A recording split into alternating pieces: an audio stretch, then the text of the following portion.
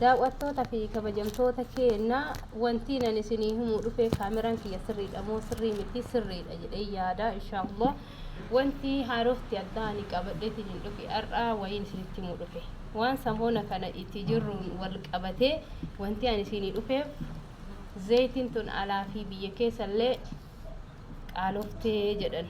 warshaa isittu qaalesse namatu qaalesse hin beeynu jechuu kanaaf warri qaaleensi si himattan warri zayitiin tunillee daddaftee dhumti kanaanu waddaddee ji'a keessatti qarshii 1,000 dabalti jechuudha guyyaa guyyaan dabalti waa hunda keessaa namni qaaleensi zayitii tanaa jibbe jechuu akka malee jibbe maaliif jennaan miknaatiin qimamii jechuun zayitii tana jechuu baqa tokkoffaa qimamii number 1 jechuun zayitii tana zayitiin tun amma qaalofte amma warra zayitiin qaalofte jedhee mataan dhukkubuuf ani maal qabadhee dhufe beeytanii waan an qabadhee dhufe beeytanii ani masfaraa qabadhee dhufe masfaraan sunillee tana laalamee sirritti mul'ata masfaraa tana bakka kurree ayilaandii isarraa oomishamte isa kanarraa oomishamte kan akkanuma qabattaniitumaan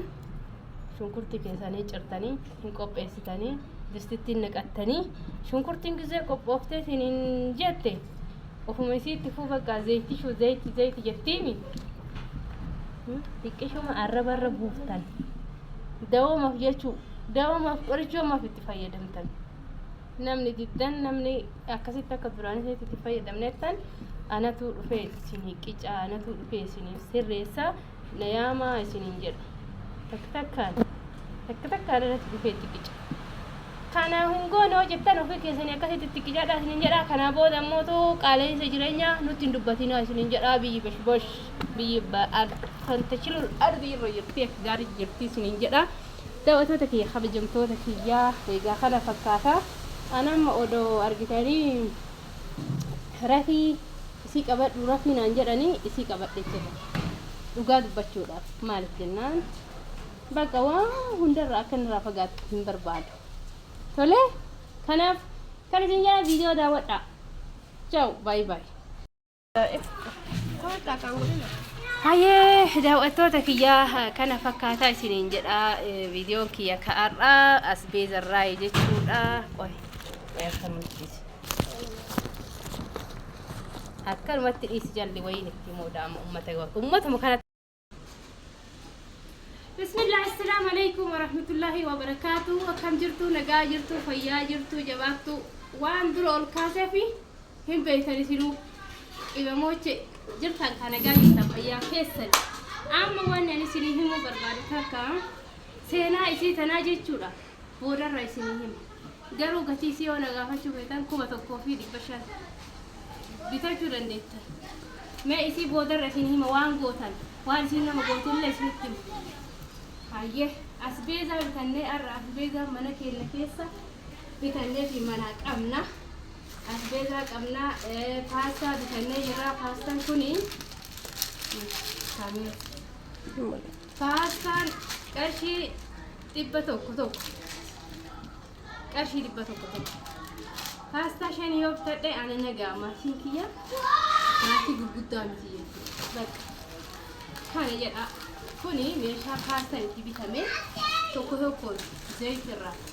paastaa to'ana makaroonii yaakootu kiiloo 5 dhibba takka dhibbaa fi 40 hayi tole ruuz bismati siin safarane kiiloo safarane asbeezaa mana keessaa kiiloo takkitti meeqa jettan 200 hay ruuza bar wanti namichi ruuza bar beeytanii baloo abba kanaaf asbeezaa mana keessaa isinitti agarsiisaa jiru jechuudha qaala'insi jireenyaa maal fakkaata Itoophiyaa keessatti yoo fayyaddan taate biyyi keenya lamlamii biyya keenya bareeddu biyya keenya qashii warri goomana kana yaaddan goomana kana nyaachuu warri araaddan maashaallah irraa jedha keessatti akka namatti tola goomana kana birruma 50 bitattee nyaata haya birruma 50 kanaaf herrega godhadhaa isiniin jedha haala jiruuf jireenya herrega godhadhaa kan isin fakkaatu mee zambiluun kanarra haa taa'u kuni kaaroti akkanuma hammaaree naa kenne mucaan akkanuma hammaaree kaarotichi qarshuma dhibbatak okay kunis shanta uummatak okay kanneenis isinitti himee fixaaree kanaaf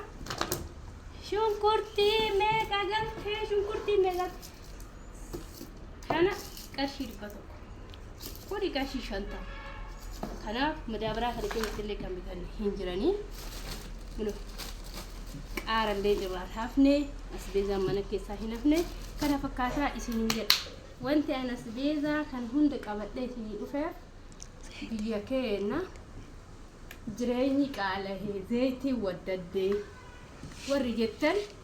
wanti hundi lakkishaa isinii jechuu barbaadeeti kijibullee hin barbaanne kijibuun haraami zayitii kana qarshii 2,000 fi gara 3,000 deemaa jirti jechuudha gara 3,000 deemaa jirti dhugaa dubbachuudhaaf tore isin biraa dhabamuu qabdu waa waddaddee tore isin biraa dhabamuu hin qabdu jechuudha taasumallee isin biraa dhabamuu qabdu takka takkaan fayyadamtan ishii tana takka jechuudha maaliif nuuroo bakka akkuma jedhan nuuroon